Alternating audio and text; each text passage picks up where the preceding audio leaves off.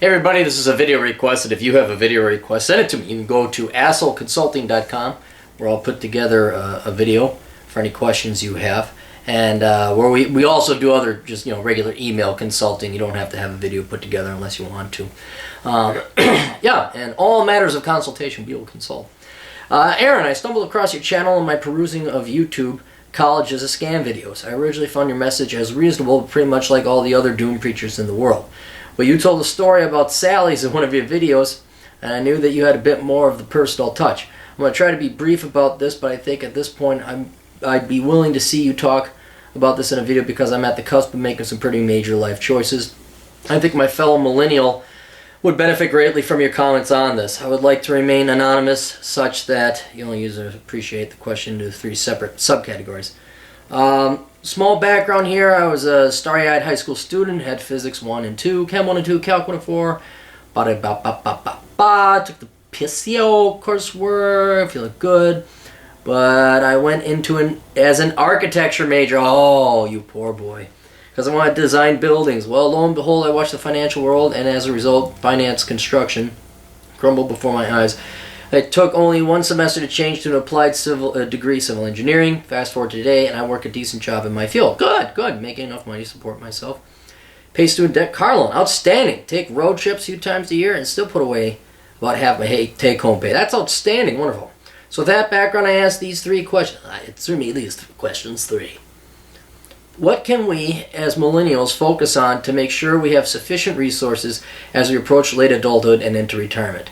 I'm one who believes that my generation will have negligible payouts from Social Security. You're probably right, even though we pay just as much as everyone else has, and there's a growing chance we might not even be trading in a fiat currency by then, at least not an American-backed one. I have a great 401k contribution match from my employer. I put quite a bit away, but who knows what the future tax rates and cost of living will be. Is this even realistic for us to be putting stuff away, since we'll likely be working until we die? I operate from the premise I'm working until I die, and then I also employ what's called the Smith & Wesson Retirement Plan. I won't go over that, so you can look that up on a video, but it basically means if you look at the majority of your costs when you're older and during retirements, they're your last few years or months of life. And if you're willing to knock yourself out with the Smith & Wesson Retirement Plan, you make it so you don't need all that money. You don't need to save it up.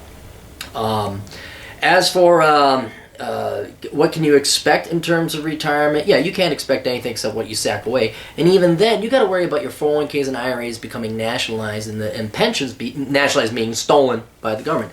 Everyone says it's not going to happen. It wouldn't happen here. Yeah, well, it's happened in Argentina, Bulgaria, Poland, and a bunch of other places. And the Democrats have even thought about, at minimum, rescinding the tax preferential treatments on these various retirement programs. Now, you have a match, and that's like one of the few no-duh moves you can make, and that is contribute because the company will match your contribution. So that's like free money. I would still do that because even if they tax you or rescind the tax benefits, you'll still come out ahead. But yeah, this is why a lot of people are investing in gold and silver as kind of like a backup plan. You can own it physically. That's why you don't have it in an electronic account where the government can just say, hey, it's charging. So that's what some people are doing. Otherwise, if you read my book, Bachelor Pad Economics, and this is even in Enjoy the Decline. I guess Enjoy the Decline is more of a precise one that would address your concerns. Is I invest in education, like training and skills, so that down the road you can barter your skills and meet out that talent, preferably at a barter level, so you're not taxed. Post-apocalyptic, it's really handy if you know how to be a mechanic. It's really good if you know how to work electricity. And so down the road, if there was to be a collapse, you still have your skills, so maybe don't work up the money now and pay. So once you work up money, money is then turned into something that's taxable. Once you exchange your time for labor, your life, in for money, now the government can tax it. The government cannot tax your time if you don't convert it to money. So consider that when you're doing retirement plans. But otherwise, yeah, your 401ks, your housing, and land, you have that, but yeah, expect to lose it. I wish I had a solution. The government's not going to go after that. You can think about offshore accounts as well, offshore asset protection trusts, things like that. Yeah, until you get to that level, which you need a lot of money to look at offshore asset protection trusts. It's silver, gold, things that you can, physical things that you own. I have so few companies that do physical stocks now, but neither here nor there. What is your opinion on acquiring rental real estate for long-term financial independence as a millennial?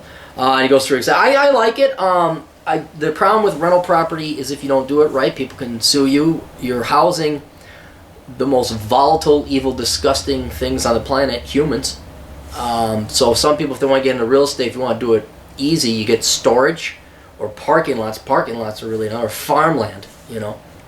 But I've had rental property since I was 24, and it has allowed me to actually purchase my home. Now, if I were to do it again, I probably wouldn't, but this is all hindsight. Simply because if you have a house that kind of anchors you to where you are, so I would, you know, you'd like to be nearby it if you're going to manage it. If something goes wrong, something breaks, so you got to be there. Otherwise, you got to pay a managerial company. The key thing with the rental property, though, is make sure that the rent covers the mortgage. Don't not just subsidize, but covers it. Unless you live in that place, too. Oh, like a duplex. But yes, if done right, it certainly can be done well. I would just, you know, if you're a traveling vagabond like me, you know, I got my house now just because I got it, and you got to have a home base somewhere, I figure. But the amount of hell and all that, property taxes, yeah, it's a whole. That's where you want to read Bachelor of Pad Economics. Read the thing about housing; it's very important. Still, yes, it is not the worst thing you can do, as long as you don't live in a liberal or Democrat place where there's a lot of kids, because they just drive up your property taxes with the public schools and all that. You want to go where Republicans are. That's where you want to live. 3. You can discuss this email or video. What's with the student housing bubble to go along with the education bubble? I graduated with U of M in 2010 and watched campus's character get ravaged by new overpriced student housing. See hipster high rise. Yeah, I saw it. It's completely different. You're right. It is totally. University Avenue is completely different. The entirety of Washington Avenue. Oh yeah, it's Washington. Yeah, is now one gigantic block of dorms. Could you discuss your experiences on campus and how the collapse of higher education in the future might lead to these inner city ghost towns created by the acute lack of young people taking out student loans to pay for housing? I mean, seriously, I got an advertisement for The Bridge, which is a new high-rise overlooking the 35W Bridge. It comes with a rooftop bar, pool, spa, multiple exercise room, heated parking, minimum $800 a month when sharing rent. You can pay as much as $1,500 for a single bedroom apartment. Yeah, that's a good observation there. All this housing that's going around to. I remember when I was at the U of M, I think it was my sophomore year, and there was not enough housing to have the freshmen to house the freshmen in the area. So the U of M started renting hotels over in Stadium Village. I don't think are there anymore. I think it's all condos now. Heck, there was a plant over there in Stadium Village. And yeah, you're right. Those are all condos. If you're in a college town, yes, that's going to have a bubbly effect. But the problem with Minnesota, or Minneapolis rather, larger towns, is that it's not just the U of M that is popular. You're already in a metro area, and these would be diluted by other people who would demand housing. I remember I lived at Ghettos in the Sky. You know where that is. And it was like a third Somalis, a third Asian grad students, so a third regular undergrad students. Originally, it had been populated by immigrants, Somali communities, some Asians as well.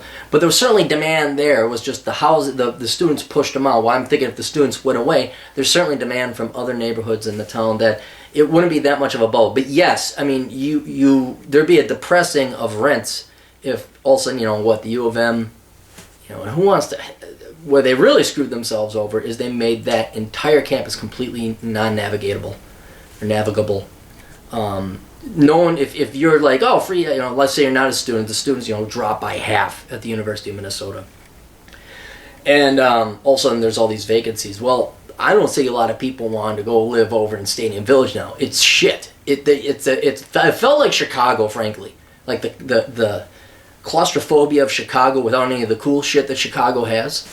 So yeah, there'll definitely be a weakening of rental demand, but I still think, especially in a large metro area, you'd have other people come in like, hey, cheap rent, reasonably close to downtown. We know it sucks and it looks like a Soviet gulag, architecturally speaking. You know, that's how it goes. So, anyway, yeah, those you are correct, and you are very wise having an eye out for that bubble. That's another thing you got to look for when you're doing rental real estate. Make sure that the band's going to be there, crime is low, all that other good stuff. But yes, all your observations are correct. You should be a little concerned about retirement planning. You should just operate from the principle you're not going to get any Social Security. Just operate from the principle you're going to work until you're dead. And then usually you'll be able, even despite the higher taxes, you'll be able, especially if you live cheaply and become a minimalist and you don't have kids, you'll be able to get by just fine.